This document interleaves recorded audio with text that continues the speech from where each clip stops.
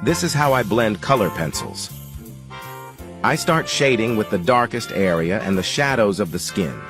This will create a depth on your drawing to help you blend easier.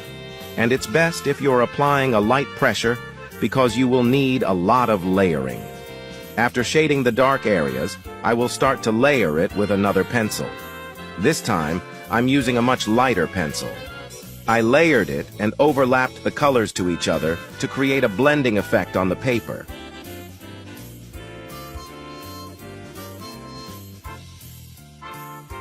You can add multiple colors while layering as long as it matches your reference.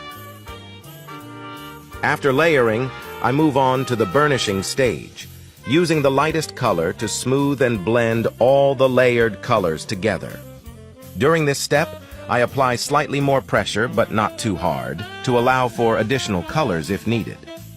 I use a circular motion to avoid visible strokes on the paper, enhancing the blending effect. Constantly adjusting pressure while blending is crucial. I also recommend sharpening pencils regularly for better precision and control. I'm using my Artscape color pencils, which have an oil-based core designed for smooth blending. These pencils have a soft core, making them suitable for achieving seamless blends. You can use any brand of color pencils, whether they are expensive or cheap. The key is understanding how to use them effectively. I can give you all the tutorials that you want, but if you're not doing the work, this will be all useless. If you wish to follow this tutorial, be prepared to invest a significant amount of time and patience.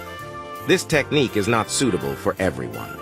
You can also check out my Facebook page, where I will be posting my artworks. I hope this video is helpful and remember to enjoy drawing. Peace out.